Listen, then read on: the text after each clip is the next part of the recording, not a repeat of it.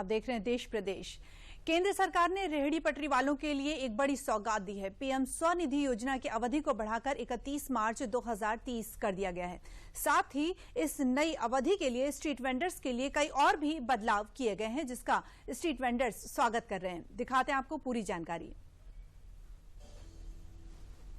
प्रधानमंत्री नरेंद्र मोदी ने रेहड़ी पटरी वालों के लिए एक बड़ी सौगात दी है। केंद्र सरकार ने पीएम स्वनिधि योजना की अवधि को बढ़ाकर 31 मार्च 2030 तक कर दिया है, जिससे देश भर के छोटे व्यवसायियों को बड़ी राहत मिलेगी।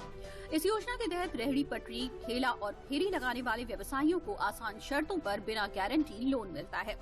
पीएम स्वनिधि योजना के विस्तार के बाद अब इस योजना में स्ट्रीट वेंडर्स के लिए और क्या खास इंतजाम किए गए हैं, इस पर भी नजर डालते हैं। कोविड-19 के दौरान केंद्र सरकार ने 1 जून 2020 को पीएम स्वनिधि योजना शुरू की थी। 30 जुलाई 2025 तक इस योजना के तहत 68 लाख से ज्यादा स्ट्रीट वेंडर्स को 96 लाख लोन दिए गए हैं। नई योजना में लोन की राशि को बढ़ाया गया है। अब पहले चरण का लोन 10,000 रूपए से बढ़ाकर 15,000 रूपए कर दिया गया है।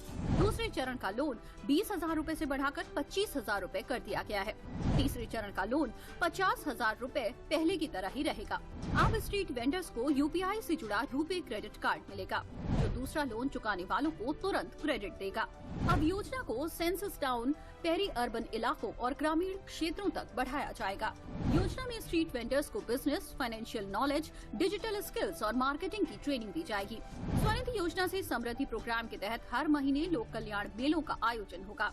केंद्रीय मंत्रिमंडल द्वारा पीएम स्वनिधि योजना के पुनर्गठन और ऋण अवधि को आगे बढ़ाने को मंजूरी के बाद एटा और शामली जनपद के लोगों ने मोदी सरकार के इस फैसले का स्वागत किया है।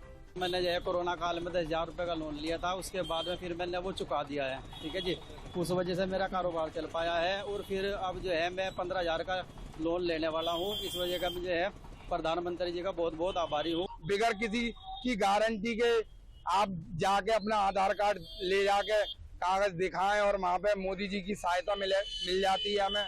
ये कदम छोटे व्यवसायियों को सशक्त बनाने में महत्वपूर्ण साबित होगा। इसके साथ ही केंद्रीय मंत्रिमंडल ने कॉमनवेल्थ गेम्स 2030 की मेजबानी के लिए बोली लगाने को भी मंजूरी दे दी है।